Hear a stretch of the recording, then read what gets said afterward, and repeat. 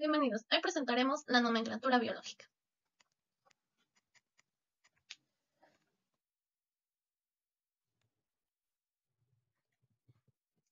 Empezaremos con la historia de la clasificación. Aristóteles. Hacia el 350 a.C., el filósofo griego Aristóteles hizo la separación entre el reino vegetal y animal, introduciendo el término especie formas similares de vida. En la actualidad, el término especie se refiere a un grupo de organismos de una clase, en particular, estrechamente relacionados que pueden estrecularse y producir crías fértiles. Aristóteles dividió a los animales según su hábitat en terrestres, marinos y aéreos. Por otro lado, tenemos a Teofrasto, el botánico griego, que desarrolló un sistema para clasificar las plantas según sus hábitos de crecimiento. Hierbas, que son sin tallos leñosos. Arbustos con muchos tallos leñosos. Árboles con un tallo leñoso principal. Introdujo también la idea de la clasificación basada en similitudes de estructuras. Los sistemas de Aristóteles y Teofrasto se mantuvieron casi 2000 años. Fue hasta los siglos XVI y XVII que los exploradores llevaron a Europa plantas y animales sin identificar de otras tierras, cuando se empezó a necesitar otros sistemas de clasificación, y se hicieron listas organizadas de acuerdo con las características estructurales y el valor medicinal. También está John Ray, el botánico inglés que inventó un método para clasificar las plantas de acuerdo con la estructura de la semilla. Fue llamado el padre de la historia natural inglesa. Vivió 200 años antes que Darwin y Mendel. Fue el primero que observó que las especies fueron un grupo de organismos capaces de entrecruzarse y que las variaciones en una especie son el resultado natural de este entrecruce. También entendió la necesidad de dar nombres científicos y dio a cada organismo un nombre en latín. Finalmente tenemos a Carlos Linneo, científico sueco, que asignó cada organismo el reino animal y reino vegetal. Subdividió cada categoría en categorías más pequeñas. En este tiempo se reconocieron reino, género y especie. En 1753 publicó su sistema de clasificación para plantas y en 1758 para animales. Las especies fueron la unidad básica del sistema de clasificación. Se basaba en las similitudes de la estructura del cuerpo. Es considerado el fundador de la taxonomía moderna.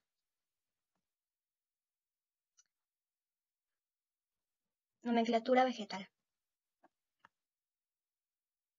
¿Cómo se nombran las plantas? Primero tenemos el nombre científico, botánico o técnico, que es el nombre universal de cada especie vegetal, el mismo para cualquier país del mundo. El nombre común o también vulgar, que es el que por tradición la gente en general asigna a cada planta. Puede variar de un país a otro, entre regiones o incluso entre localidades próximas. Tenemos el híbrido, que es el cruce de dos especies distintas, el cultivar, lo que obtienen los técnicos viveristas o a partir de especies de naturaleza. Variedad, subespecie y forma. Es cuando en la naturaleza surgen modificaciones en las especies vegetales que se mantienen y dan lugar a individuos que se diferencian en algo o al resto de la especie. Grupo de hortalizas. La forma más elemental de agrupar las hortalizas y al mismo tiempo quizás una de las más importantes es la clasificación taxonómica de estos individuos. Los criterios de clasificación que se utilizan están basados en las características anatómicas, morfológicas, citológicas, fisiológicas, genéticas, o hasta entre otros organismos, dando origen a diferentes grupos o taxones de características más o menos similares. La identificación de una especie resultante de la clasificación taxonómica es expresada en latín, idioma que permite su aplicación y entendimiento universal. Por ejemplo, tenemos a la zanahoria, que su nombre común es zanahoria o zanahorias. El nombre científico, Daucus carota. El reino es vegetal, la división Magnoliophylla, la clase Magnoliopsida, orden Ipiales, familia Apiaceae, género Daucus, especie Daucus carota. Las ventajas que presenta el conocer las clasificaciones y identificar taxonómicamente son la clasificación en los diferentes taxones, desde el más general hacia el más específico, va señalando características comunes de relevancia general. La clasificación taxonómica de una especie con su denominación de género y especie en latín permite a todo el mundo identificar inequívocamente al organismo que se está aludiendo. Por ejemplo, lo que para los argentinos es una chaucha, para los españoles es un judía verde. O por otro lado tenemos que para los colombianos es un frijol, para los peruanos es una vainita. En general podemos decir que mientras más cerca es la relación taxonómica entre las especies, las características biológicas se hacen más parecidas, lo que normalmente se traduce en respuestas productivas también similares, aparentemente de similar característica, estructura, olor, sabor o entre otros. Tiene labores y problemas productivos semejantes. Importancia de estas. Es que en la producción de cultivos y muy especialmente en la horticultura se identifican las formas cultivadas de una especie como variedad cultivada, cultivar o variedad hortícola, para referirse a poblaciones dentro de una determinada especie que poseen una o más características productivas particulares, que son las verduras. Las plantas ornamentales. Bueno, estos no son un tipo ni una familia concreta dentro del género de plantas. Se trata de cualquier planta que cultivemos o cuidemos con el propósito de embellecer o hacer como un adorno en la casa. Las ventajas es que ofrece un paisaje que hace la zona más atractiva y enriquece los espacios. Mejora la concentración y ayuda a reducir el estrés. Aumenta la felicidad y la sensación de bienestar al facilitar el contacto con la naturaleza. Algunas son alimentos y remedios naturales que ayudan a purificar el aire. Por ejemplo, tenemos la violeta, que su nombre común es la violeta. Nombre científico, Viola adorata. Tipo de planta, herbácea, género, viola. Tipos de plantas ornamentales. Primero veremos los grupos, que son los árboles y arbustos. Césped y tapizantes, anuales, bulbosas, palmeras, helechos, trepadoras y hasta acuáticas. Tenemos dos tipos, el tipo de plantas ornamentales de interior y tipo de plantas ornamentales de exterior. En las de interior tenemos al tronco de Brasilia, Dracaena fragrans, Dracaena marginata, planta paraguas, Cyperus artenifolis, Bromelia acmea, planta de la oración, que su nombre científico es Maranta leuconeura. En las plantas ornamentales de exterior tenemos al helecho, rosal, begonia, lirio de agua y petunia, cada uno con su respectivo nombre científico. Las plantas medicinales, también denominadas plantas que pueden utilizarse enteramente o por partes específicas para tratar enfermedades de personas, animales o para curar lesiones. También se preparan y administran de diferentes maneras. Las más frecuentes es la infusión. Tenemos un ejemplo que es la hierba luisa, que su nombre científico es el Cymbopogon citratus. Tipo de hoja es elíptica. Esta hierba o hierba medicinal sirve para el insomnio, controlar estrés y es una de las hierbas más utilizadas para preparar el té. ¿Cómo se nombran y clasifican los organismos?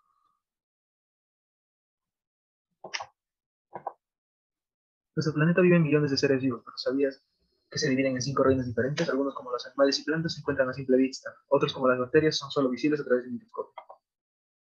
Tenemos una clasificación de reino vegetal, donde están los árboles, las plantas y demás especies vegetales. Estos son autótrofos, contienen celulosa y clorofila en sus células, y son imprescindibles para la vida en la Tierra. Su tipo de reproducción puede ser sexual o asexual. La clasificación de seres vivos, continuamos con el reino animal, que es el más evolucionado y se divide en 2 grandes grupos, que serían los vertebrados y los invertebrados. Estos son pluricelulares y también son eucariotas. Su alimentación es heterótrofa y su respiración es aeróbica, ¿no? Aquí encontramos a los peces, aves, reptiles, anfibios, insectos, entre otros. Clasificación de los seres vivos. El reino fungi.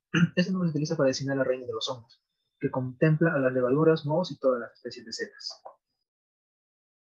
Continuamos con el reino protoctista. Este es el grupo más primitivo de los eucariontes y de él provendrían todos los demás. El reino protista es parafilético y contiene ancestro común, pero no todos sus descendientes. Y engloba aquellos organismos eucariotas que no se consideran ni animales, ni plantas, ni hongos, como serían los protozoarios o los protozoos. Seguimos con el reino moneda. El reino de los seres vivos microscópicos y aglutina los organismos procariotas, arqueas y bacterias. Continuamos con la clasificación de 5 reinos, ¿no? Bueno, esta clasificación sigue siendo la más popular hasta el día de hoy, aunque los últimos avances de investigación genética han propiciado nuevas revisiones y la apertura del debate entre los expertos es el caso del sexto reino, ¿no? Por ejemplo, que apareció últimamente, ¿no? Y el séptimo reino que también se añadió en otro tiempo. Continuamos con la denominación binomial. ¿Qué es la denominación binomial? Bueno, consiste en un nombre de género y un epíteto específico. Los nombres científicos de las especies se escriben en cursiva. El nombre del género de especie se escribe con mayúsculas y se escribe primero. El epíteto específico sigue el nombre del género y no se escribe en mayúsculas sin excepciones. Por ejemplo, el Canis lupus, que sería un lobo, ¿no? Ahí tenemos a su género, su especie y su nombre común. Y su nombre científico. En el reino vegetal es de la misma forma, ¿no? Sigue la nomenclatura binomial. Royal Grevillea, ¿no? La Grevillea victorea, que se encuentra en Nueva Gales del Sur y Victoria. La clasificación según la subespecie y la variedad, ¿no? Cuando se desconoce la especie de una planta se le puede denominar Grevillea sp, ¿no? Que sería subespecie.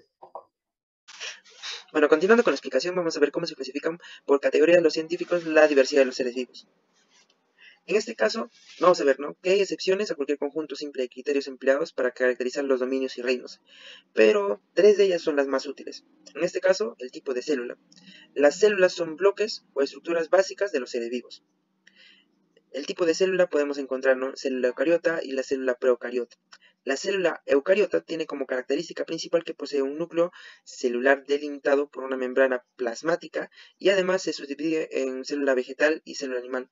La célula animal tiene estas características. No posee un núcleo con pared celular rígida, por lo que puede variar de forma.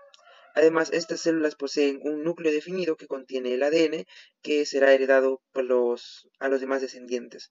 Ahora, la célula vegetal sí posee una pared celular rígida, compuesta de celulosa, lo que le va a dar soporte y dureza a la planta.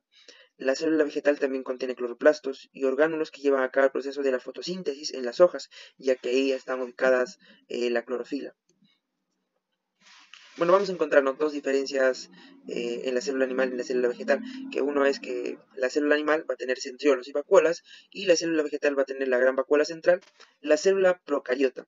La célula procariota se caracteriza por ser la más sencilla y por no poseer un núcleo celular bien delimitado, es decir, que su núcleo está esparcido en el citoplasma. Ahora, los organismos compuestos por células procariotas son en su mayoría unicelulares, como las bacterias y cianobacterias. En la siguiente imagen podemos ver un breve esquema sobre las partes de la célula procariota. Ahora, los especialistas han considerado que la sencillez de la composición, las células procariotas son las más antiguas, son los primeros criterios a considerar, son las cantidades de células. Vamos a encontrar 3, los organismos unicelulares, las colonias y los organismos pluricelulares. Los organismos unicelulares están constituidos por una única célula, que realiza todas las funciones vitales. En este caso, vamos a ver el ejemplo de un paramecio. Ahora, las colonias, agrupaciones de organismos unicelulares y cada uno de ellos desempeñan todas las funciones vitales de un ser vivo. En este caso vamos a ver el Volvox o un conjunto de algas, ¿no? Los organismos pluricelulares están constituidos por muchas células que funcionan interconectadas y coordinan su actividad para que el organismo actúe como un todo. En este caso vamos a encontrar el humano. El humano es un organismo pluricelular que cumple estas características. Ya. Modo de nutrición. La nutrición es el conjunto de procesos por los que los seres vivos extraen el alimento e intercambian la materia y energía con el medio que les rodea.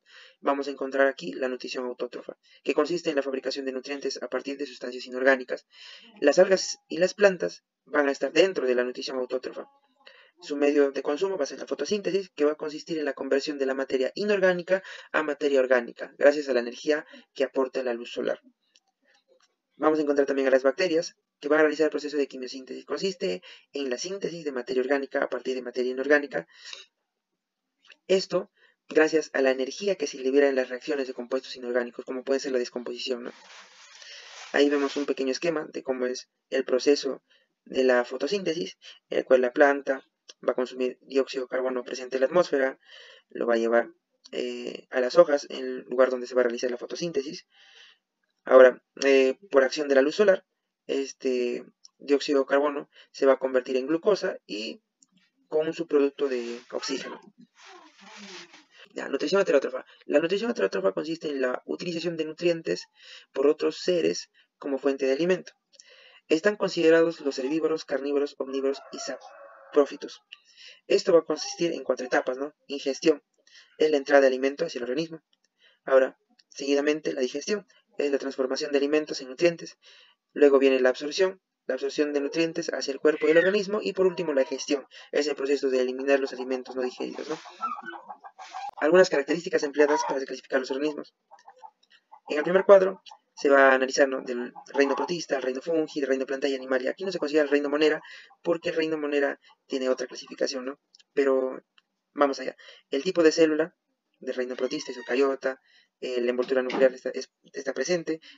Si tiene cloroplastos, pues tiene cloroplastos en algunas especies. Si tiene pared celular, bueno, varía. Modo de nutrición, fotosintética o heterótrofa.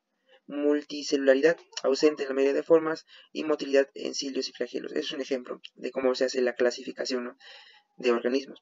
Ahora, en el siguiente cuadro, vamos a ver, ¿no?, a los 5 reinos esta vez identificados, pero con otras distintas características. En este caso, si son procariotas, son eucariotas, si son unicelulares, pluricelulares, si tienen tejidos, si son autótrofos, si son heterótrofos. En este caso, el del reino monera es el único que va a ser protista, que va a ser unicelular, que su nutrición va a ser autótrofa y heterótrofa al mismo tiempo. Bueno, eso varía, depende de las especies. Sistemática y taxonomía. Taxonomía. Es la ciencia de nombrar, describir y clasificar organismos. Proviene del griego taxis, que significa ordenamiento, y nomos, que significa norma o regla. Tenemos la clasificación, la cual significa ordenar los organismos en grupos con base en semejanzas que reflejan relaciones evolutivas entre los linajes. También tenemos la sistemática, que es el estudio científico de la diversidad de los organismos y sus relaciones evolutivas. Esta busca relaciones de parentescos mediante las normas o reglas y también busca crear sistemas de clasificación. Las características para asociar son la morfología y anatomía, la genética, la citología, la biología molecular, la química y la embriología. Tenemos a la filogenia. Es la historia evolutiva de un grupo de especies y tiene como división a la paleontología y la evolución. La sistemática moderna se apoya en semejanzas moleculares para reconstruir la filogenia. También tiene semejanzas genéticas entre los organismos y tiene una secuencia de nucleóticos del ácido desoxirribonucleico, o también conocido como ADN, lo cual tiene adentro el genotipo y este da la estructura del cromosoma. Un dato importante es que los cromosomas de los seres humanos y de los chimpancés son similares genéticamente idénticos. De hecho, se ha determinado la secuencia de los genomas completos de las dos especies y son casi 99% idénticos.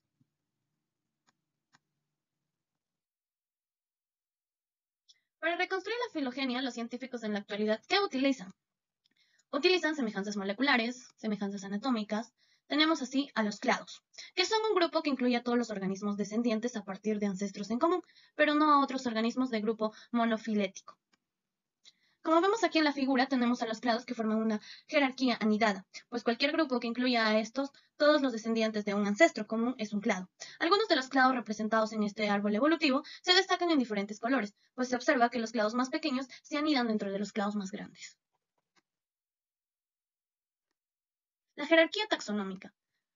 Tenemos al dominio, reino, filodivisión, la clase, el orden, la familia, el género y la especie. El dominio genera el taxón y el taxón genera la taxa. Se preguntarán qué es el taxón. Bueno, el taxón es un grupo de organismos que en una clasificación dada han sido agrupados, asignándole así al grupo un nombre en latín como una descripción de tipo, de forma que el taxón de una especie es un espécimen o un ejemplar concreto, pues los grupos de animales incluidos dentro de cada categoría taxonómica se denomina taxa. Es por ello que cada especie de un taxón dentro de la categoría taxonómica de especie y todas las especies de un género forman los taxones de esa generación.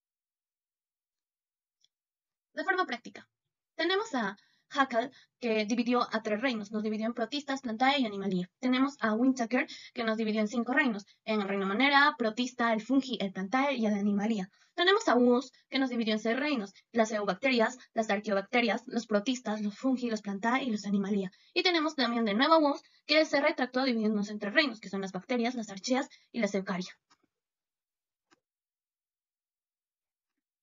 Dominio eucaria. Tenemos a los protistas, hongos, plantas y animales. Los protistas. Se encuentran los protozoarios, algas y protistas micoides. En los hongos se encuentran los zingomicetes, los ascomicetes, los basidimicetes, los deuteromicetes. Y en las plantas se encuentran las briofitas, las traqueofitas sin semillas, las gimnospermas y las angiospermas. Y en los animales tenemos a los mesozoa, a los parazoa y a los eutametacea. Reino. Bueno, en biología un reino es cada una de las grandes subdivisiones en que se consideran distribuidos los seres naturales. Por esta razón se da caracteres comunes. Es por ello que la primera organización de reinos se debe a Aristóteles, que diferencia todas las entidades de la naturaleza en los conocidos reinos animal y vegetal. Tenemos al reino monero, que tiene a los procariotas, son unicelulares y son autótrofos y heterótrofos. El reino protista es eucariota, unicelular y también es autótrofo y heterótrofo. El reino fungi es eucariota, es multicelular, es heterótrofo y es saprófago. El reino Plantae es eucariota, multicelular y es autótrofo. Y el reino Animalia es eucariota, multicelular y heterótrofos que ingieren. El dominio. Los organismos pueden agruparse en 3 categorías principales llamadas dominios. Tenemos a la bacteria, que también es conocida como la eubacteria, la archea y la eucaria, que es conocida como la eucariota. Los miembros de los dominios de bacterias y archeas consisten en las células individuales simples. Los organismos de dominio eucariota tienen cuerpos formados por una o más células altamente complejas. Como podemos ver aquí en la imagen, tenemos a la eubacteria, a la eucariota y a la archea. El filo o filum. En zoología, el filo es una categoría taxonómica que está entre el reino y la clase. Esta se utiliza para subdividir el reino animal y el reino protista. En cambio, en botánica, se suele emplear el término división en lugar de filo, siendo ambos términos equivalentes. La clase es un grupo taxonómico que comprende varios órdenes de plantas o animales con muchos caracteres comunes. El orden especifica la categoría o rango taxonómico del grupo, más amplio que el de la familia y menos amplio que el de la clase. La familia. La familia está por debajo del orden y por encima del género. En la clasificación moderna, el nombre que designa la familia procede de un género de la familia denominado el genotipo. Los nombres de las familias de animales finalizan siempre en idae, como Equidae, la familia de los caballos. Los nombres de las plantas casi siempre terminan en aceae, como en Dipsaceae, la familia de las cardencias. Aquí, por ejemplo, tenemos el ejemplo del apio, comúnmente conocido. El nombre científico es Elapium graveolens, la familia es Elapiaceae, el orden Elapiales y la clase de los Magnoliopsidas. Asimismo, aquí tenemos a la muña, también conocida como la Mitostachys mollis, y el huacatay Altagetes minuta.